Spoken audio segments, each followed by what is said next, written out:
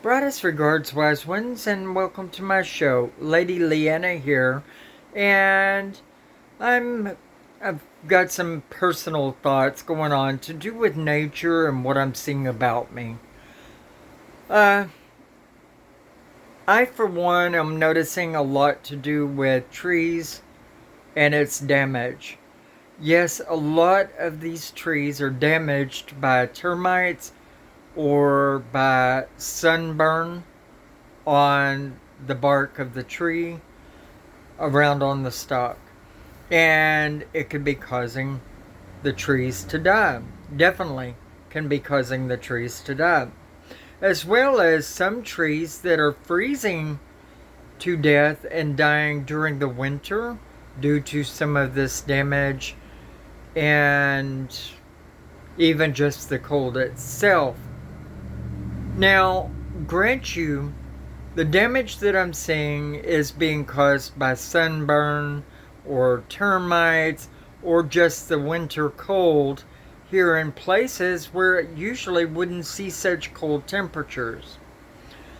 These are deaths that are caused by nature itself, but is it? Is it really?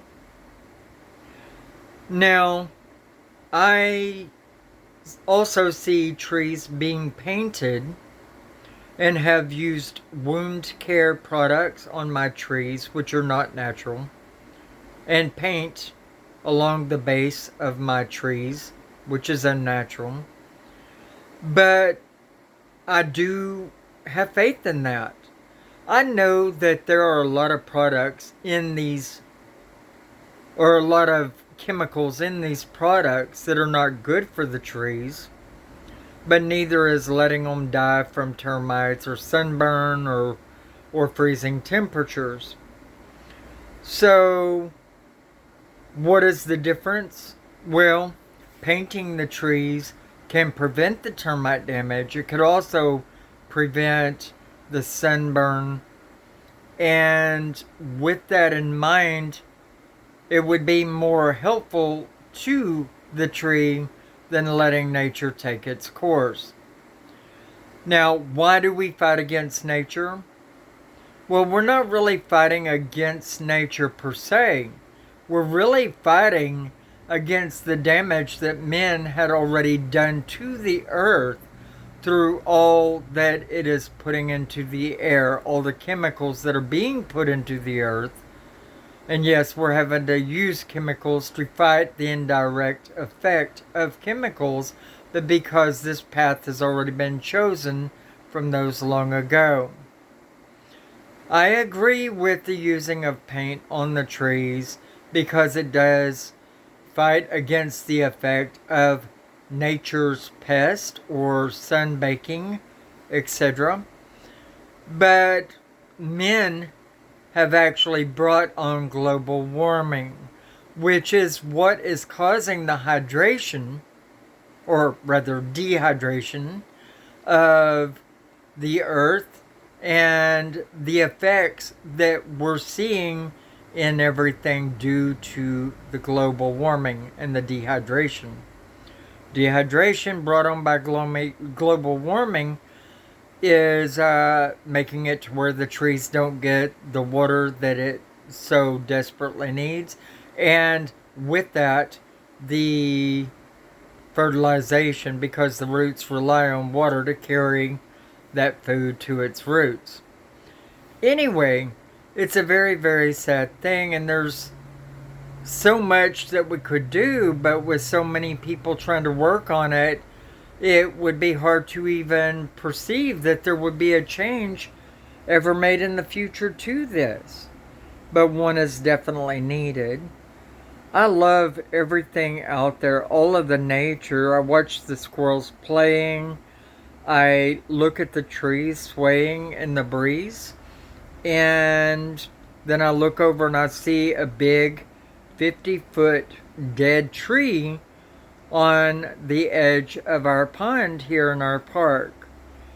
And I examine it. I see all the termite damage. I see the sunburn on what's left of the bark. And I can only think of how men could prevent such atrocities. But the curators, the caretakers of the park itself, could, with our same tax dollars that are being paid to put those trees in, could go out there and do something to help protect those trees. Do I like the look of a painted tree? No, I do not. Do I believe that tree needs medication or tending to, protection in the same way that humans do? Yes, I do. Paint is not a natural substance, but neither is the things that are killing the tree to begin with. What is the lesser evil here? That's the question. Well, what is the greater evil also? That would be man. The lesser evil would be the paint that one could use on the tree, or wound care, or products that would help save the tree. The greater evil is the mankind, which is actually creating the global warming effect and causing all of the damage and destruction here on the earth. I like to always say that humans are the most destructive creature that there is or ever was upon the earth. And I still hold to that.